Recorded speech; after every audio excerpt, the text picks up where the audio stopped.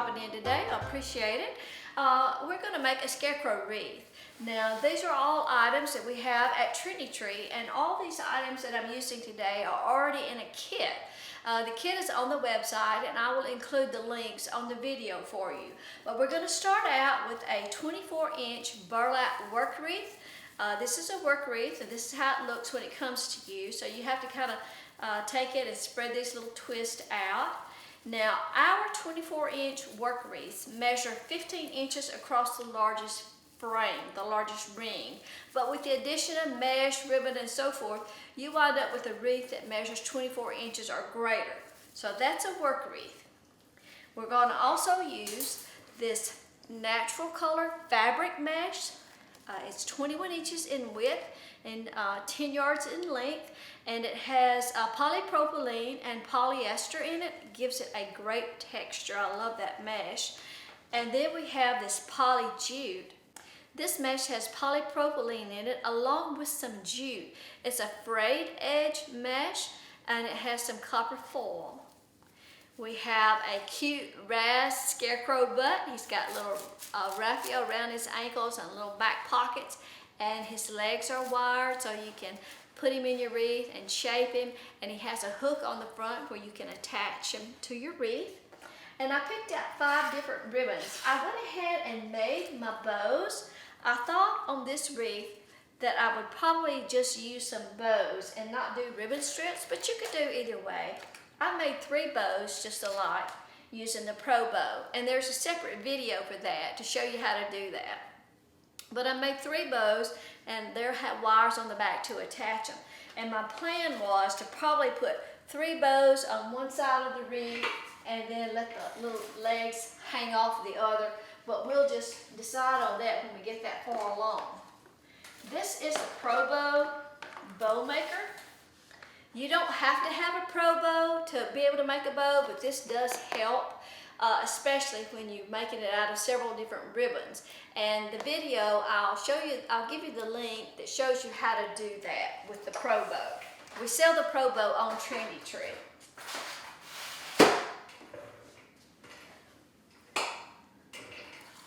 I chose an assortment of 2.5 inch and 1.5 inch ribbons. The first one is a 2.5 inch light denim with a bold sunflower. All these ribbons are wired. It's 2.5 inches and a 10-yard roll. This is a 1.5 inch brown velvet. And you can see I've already made 3 bows, and I've still got lots of ribbon left over. I can make 4 bows easy. This one is a bleached faux linen. That's 1.5 inches in width. And this is, I don't know why they call this, but it's called a retro funk plaid, and it's 1.5 inches in diameter, in width, sorry. And then I have some burlap ribbon that's made of jute, and it's pretty thick, and it's at 2.5 inches. We're just going to move those out of the way. Now, what I had planned to do was do a poof technique using the 21-inch mesh. Now, I'm going to try this sitting down. You know how it is. Sometimes you can work sitting down and sometimes you can't. So we'll start out that way. But I'm going to take my mesh and I'm just going to let it fall off on the floor here.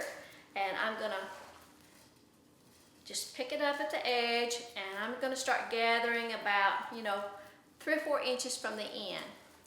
I'm going to start on the outside. I'm just going to pick a twist. It doesn't matter where I start, but I'm going to secure that mesh. Just give that a couple of turns.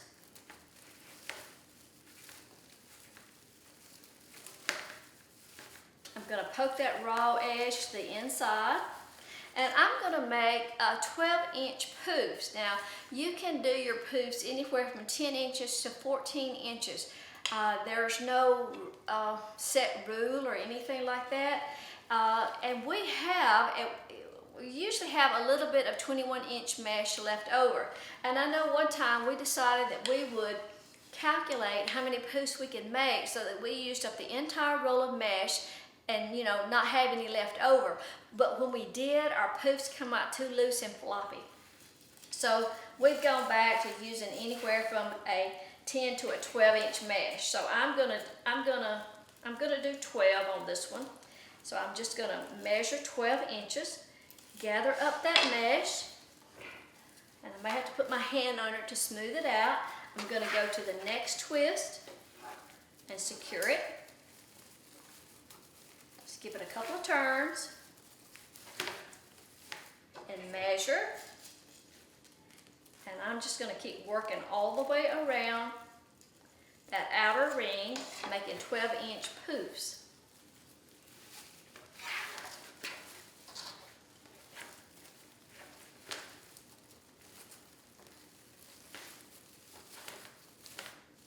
We hope if you're new to Trendy Tree, Trendy Tree is a website that my daughter Carrie and David have, my son-in-law, and they sell all sorts of wreath making supplies and seasonal decorations. It's website only. There's no brick and mortar store, so they ship all across the United States and all over the world, in fact. All the orders come in on the website, and we have a new website. I hope you've seen it already. We really like it. Of course, we hope that you'll share our YouTube videos with your friends, and we are always trying to grow our audience. So we hope that you'll subscribe to our YouTube channel, and we hope that you'll follow us on Facebook and follow us on Instagram. Our Instagram name is trendy_tree.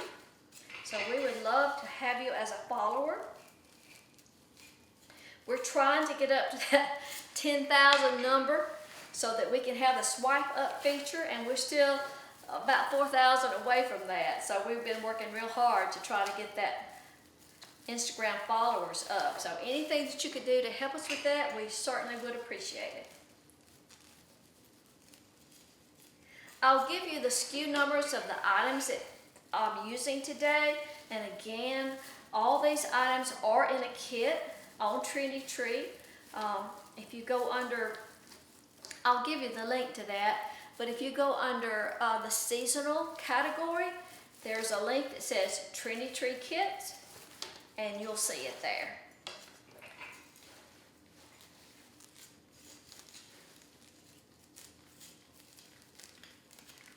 And I did a separate tutorial for the bows, and I'll give you the link to that.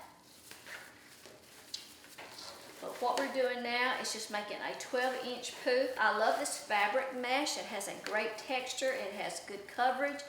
And personally, I don't think it ravels. It's bad. It's just plain a deco poly mesh. It has become one of my favorite go-to products. I really like it. And we have it in several other colors too.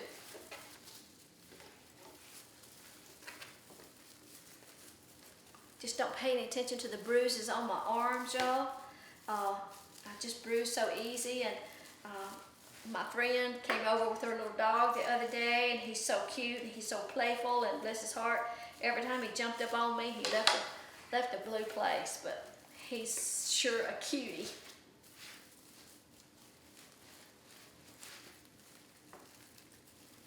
Okay, so now I've worked around, and I'm back to the last place for a poof. So what I'm going to do is measure,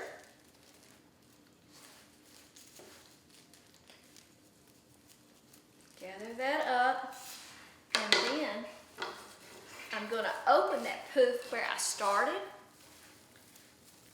and make sure it stays in place, but I'm just going to open that, and then I'm going to lay this poof down on top of it and re-secure that.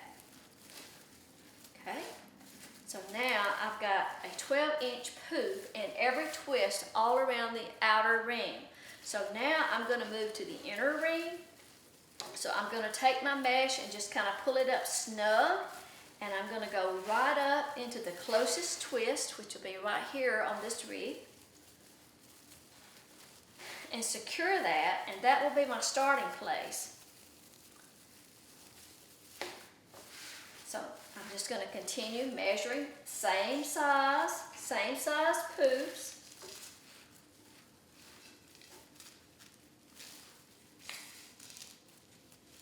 "12-inch poofs."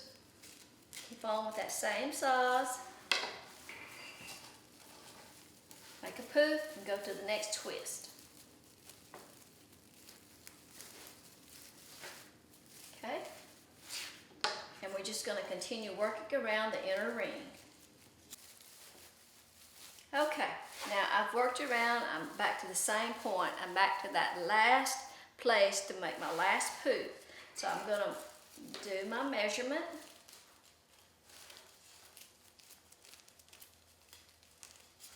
Okay, and I'm going to open up that twist where I started, right there. I'm just going to open that up, and I'm going to lay that last poof down, and I'm going to re-secure it. Going to give it 3 or 4 turns, and now I'm ready to end off my mesh. So I'm just going to cut my end, leave 4 or 5 inches.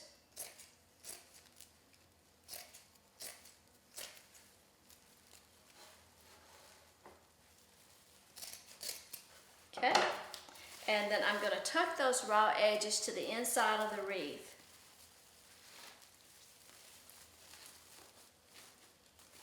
Now, you can flip that wreath over and you can find those raw edges, the beginning and the end, where I started, and you can just kind of twist those together and just attach them to, let me get a zip tie, hang on.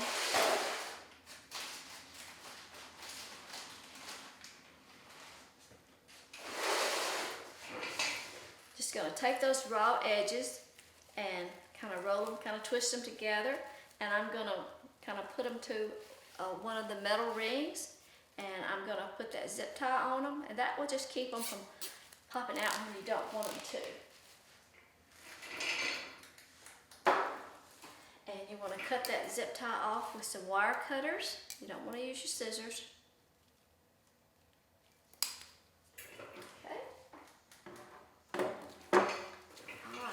Kind of push your poofs to the outside, and there you go.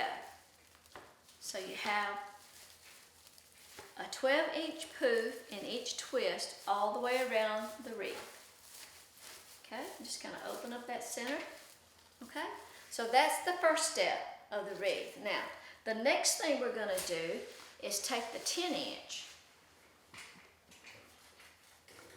We're going to take the 10-inch frayed edge mesh. Now, I did the math. There's 18 twists on the worker wreath. So there's 360 inches here, and I'm going to put a ruffle in each twist so I can make my ruffles 20 inches. Now, when I get them all cut, they may not all come out 20 inches, but that won't matter. It will show. That'll be close enough.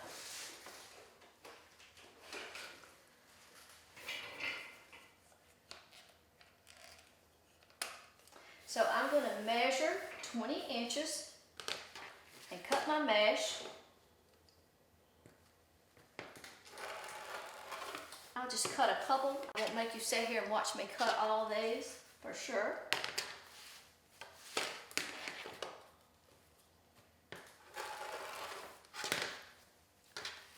And this cutting mat, this is what's called a self-healing cutting mat. Very handy if you're doing a lot of wreath making, and I'll give you an affiliate link for that. It's not something that we sell on Trendy Tree anymore, and this is a rotary cutter. If you're cutting a lot of mesh, it's just wonderful to use. So I will cut 18 pieces just like this, but what I'm going to do is do the ruffle technique. Get my wreath back up here.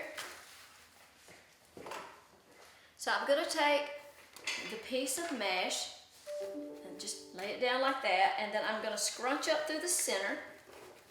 Of course, this makes it easy because you can go right up through the center of that foil and stay straight, but just scrunch it up, gather it up, and you don't have to make your ruffles 20 inches. You can make them 15, so that's what your ruffle looks like. And then I'm going to take, and I'm just going to attach it to a twist. I'm not going to open that twist back up. I'm just going to lay that down right on top of the twist, and I'm going to secure the ends around it. Give it 3 or 4 turns, And then I've just added in a little bit of a frayed look and a little bit of copper. I'm going to put one of those in each twist all the way around the wreath, just to give it a little different texture, a little different dimension, and just add a little bit of sparkle to it. I love the frayed edge for fall, especially. Looks good for anything Scarecrow, using any raffia or anything like that. But you just lay it down on top of that twist, close your twist around it. It is pretty thick, your little gathered part is, but that's okay. Just kind of fluff out that ruffle a little bit. It just adds a little bit of sparkle there, just a little color.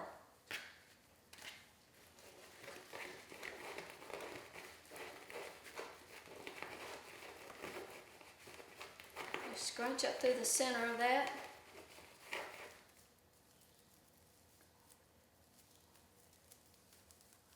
See, that's what your ruffle looks like. And then attach it to a twist.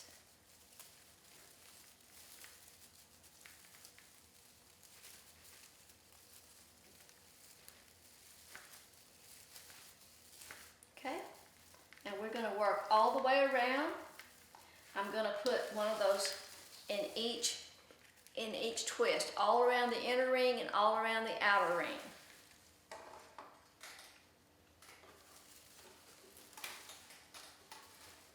Now there's our wreath. After we finished, we put the 20-inch ruffle in each twist. I love the addition of the extra mesh, and I love the wide copper foil and the frayed edge. It just gives it kind of a shabby chic look. And the next thing we're going to do is take our little Scarecrow butt, and it has a wire on it, and probably I would put it kind of in the center of the wreath, coming out toward the bottom like that, and then you can position the legs. And what you can do is just turn it over from the back side and find your position, and then secure that with some zip ties. What you may want to do is go in from the back side of the wreath and put him in and pull him out like that. Alright, and then turn that around and see, then you can secure that hook to the upper part and have him kind of coming out the middle. Okay, so I've got him secured there, and then like I say, you can position the legs any way that you want. If you want to kick up both legs or down or cross them or whatever, you can. And the next thing we're going to do is take our bows that we already made, and they have wires on them, and I'm going to hang it on the wall so I can get my position of the bows, and probably put 3 bows across the top, kind of down the side. But I'm going to hang that on the wall so I can see where to place it. Okay, there he is. After we finished, we got him coming out of the center of the wreath and got his legs kind of sort of bow-legged, I guess, and attached the 3 bows at the top. And you just go down to the work wreath frame to attach the bows. And I love the little bit of orange, the little bit of copper that frayed edge mesh gives. And that's it. Thanks for dropping in. We appreciate it, and we hope you'll drop by Trendy Tree, and we'll see you